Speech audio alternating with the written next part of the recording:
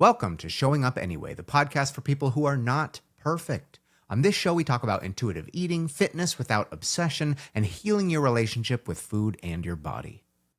Hi, everyone. Welcome back. Today, we are talking about food rules, what they are, where they come from, and what the heck you can do about it. I am calling today's episode The Rules That Keep You Stuck. So if you've ever felt guilty for eating past like 7 p.m., judged yourself for grabbing seconds, or find yourself labeling foods good or bad, stick around because you're going to want to listen to this one.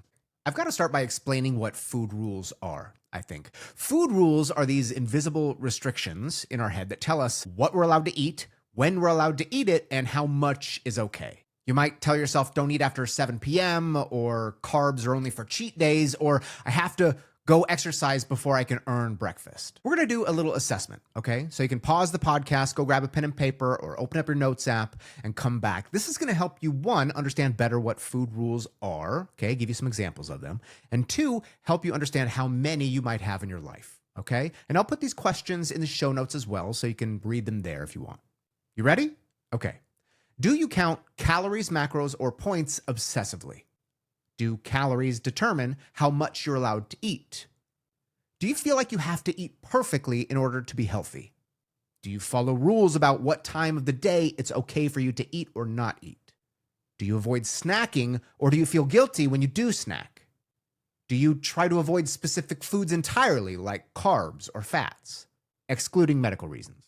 Do you eat differently when others are around? Do you compare what's on your plate to what others are eating? Do you have rules around drinks, like you can only drink beverages that have no calories? Do you have rules around needing to exercise in order to earn your food? Do you think that carbs or sweets need to be avoided or limited? Do you weigh or measure your food in order to get the perfect serving size? Do you keep a mental list of off-limits foods? Okay, now these are certainly not the only food rules. There are countless others out there, but these are some examples. And while they might feel like structure, they are often rooted in fear. The fear of getting it wrong, the fear of overeating or gaining weight, the fear of feeling out of control or eating something that's bad for you. And by the way, we will get into why using words like bad or unhealthy to describe foods can be really damaging in a future episode. As you can imagine, after following these rules for years and years, we get to the point where we follow them almost automatically. Like we don't even realize they exist or question why they do. And it becomes part of our life in our subconscious brain, deep in your frontal lobe. And what ends up happening is we sort of get disconnected from your body's normal cues, the ones that are supposed to help you recognize when you're hungry, when you're full, and when you're satisfied. And instead, we become overly reliant on external factors like the time of the day to tell us when we should and shouldn't eat, or the calorie tracker to tell us when we should stop. But obviously, food rules don't come out of thin air, so where the heck do they come from? Well, I like to say they are either picked up, patched together, or passed down. The 3 Ps. When I say they are picked up, I mean from the world around you.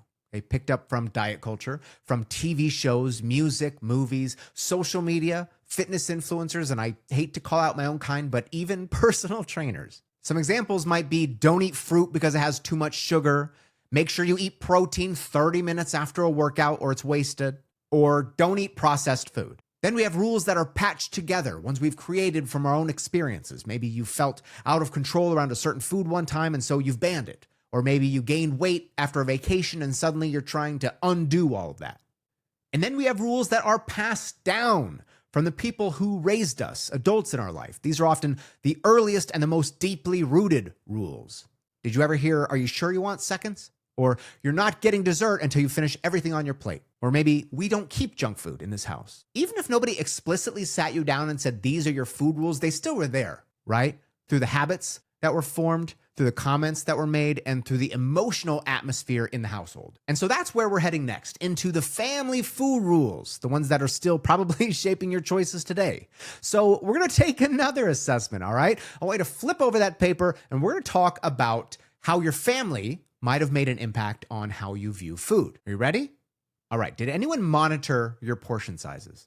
Were your parents constantly dieting and critical of their own bodies? Were sweets restricted in the house? Were snacks only allowed at specific times? Did you ever hear the words unhealthy or fattening to describe foods?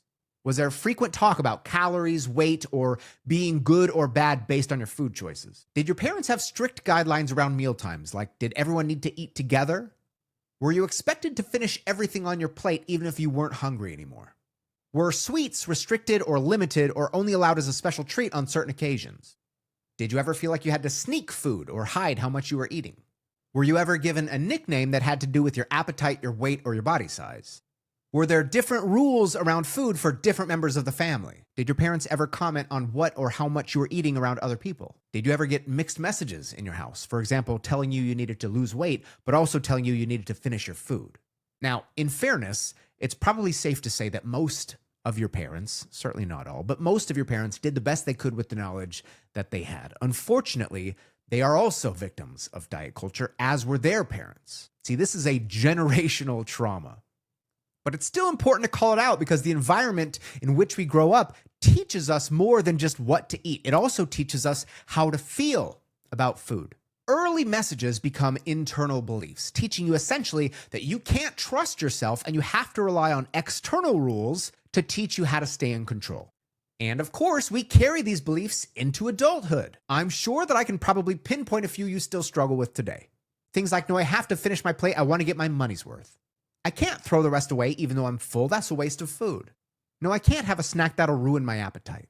These kinds of rules affect everything from your grocery lists to how you feel at parties to what you decide to order off a restaurant menu. They're going to impact your social life, your personal relationships, and your self-esteem. Now, psychologically speaking, I understand why we have these kinds of rules, okay? I mean, the world is, especially now, pretty unpredictable and sometimes overwhelming. And rules create structure, right? And so when we follow them, we feel like we're in control. And food rules are no different. They make us feel like we're doing the right thing. And if we're doing it right, well, then we won't gain weight, we won't be judged, and we won't fail, right? Well, no. We already talked about how you're never going to be perfect, haven't we? And the more rules you have put in place, the greater your chance of breaking one or two. So what happens when you do? Let's say you eat something right before bedtime, or you have a dessert even though you didn't exercise that day, or you had carbs. What happens next? Well, you'll probably feel guilt first, right? You ate that cookie, and so your brain's going to be like, oh my God, why'd you do that? You screwed up everything. Then you're going to feel ashamed, probably, because breaking that rule, it's not really about the food, is it? It's about being good. And, well, you broke the rules, so you're no longer that.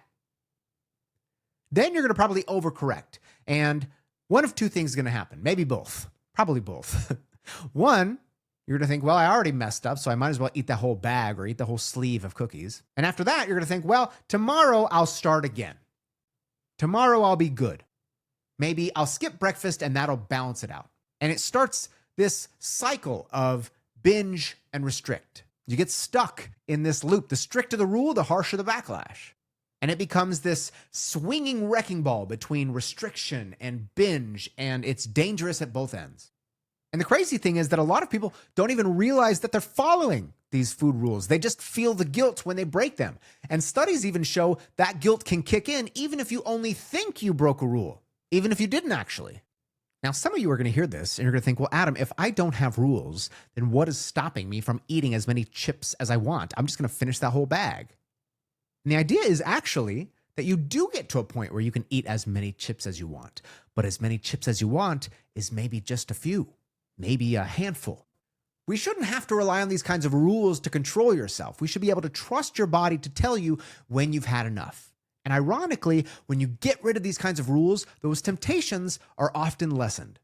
Relearning how to hear your hunger, your fullness, your satisfaction takes time. It certainly does, but it's possible. And it's worth it because it's extremely liberating.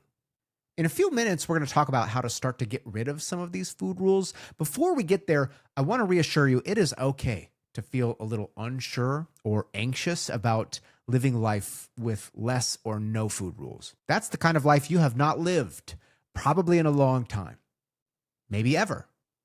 But as the saying goes, growth happens outside of your comfort zone, right? One of the most impactful things you can do to start to get rid of these food rules is reframing how rigid your thinking is. Because one of the many problems with food rules is that it leaves no room for real life. If your schedule changes, let's say you're traveling or you're sick or you're celebrating, the rules don't adapt from your regular 9 to 5. Your life is different in that moment, but those rules are the same as they were in your normal routine. So something easy that you can do is to start adding flexibility for your rules. One of the things I like to tell my clients is let's add for the most part on the end of your goals. I'm going to eat vegetables with every meal for the most part. I'm going to go on a walk every day this week for the most part.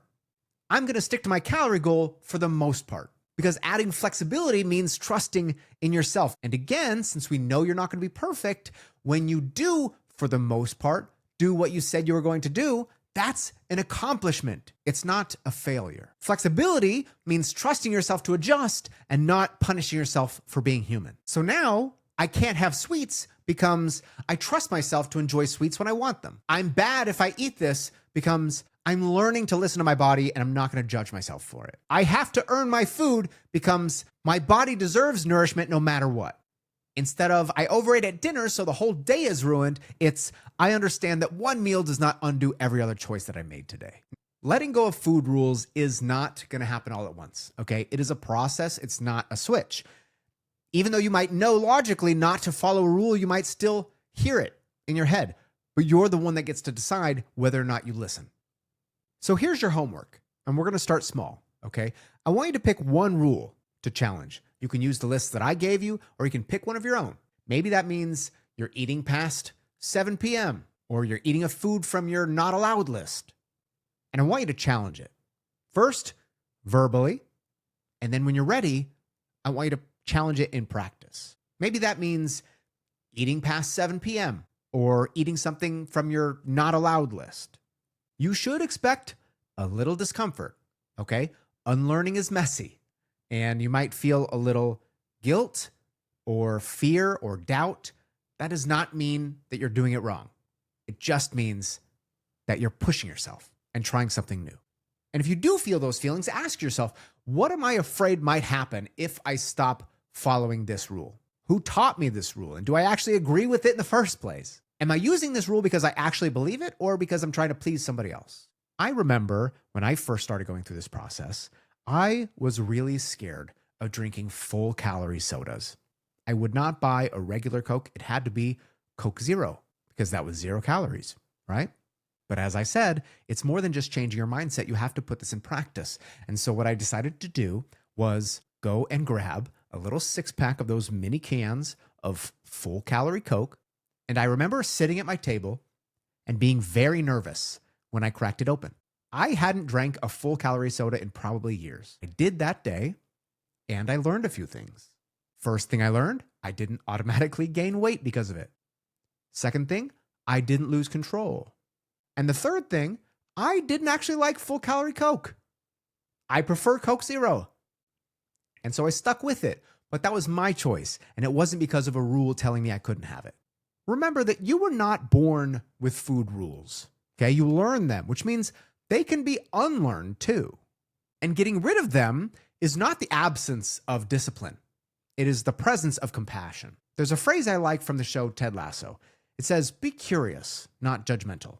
And so as you start to question some of these rules, I want you to make sure that you do it with curiosity, not with judgment. Don't be hard on yourself for believing something that was taught to you. Don't feel bad because you used one of these rules, even though it might seem silly now. You are allowed to trust your body. And trust does not need a rule book. Thank you for tuning in to this episode of Showing Up Anyway. You can find it for free on Spotify or wherever you get your podcasts. And wherever you're listening, if you like the show, I'd love it if you gave me a 5-star review because that does help other people find the show. And hopefully it'll help change their life just like you're looking to change yours. If you're listening on Spotify, though, you can follow me and tap the bell icon so you get notifications when new episodes come out. I'm Coach Adam. Remember, when things get challenging, keep showing up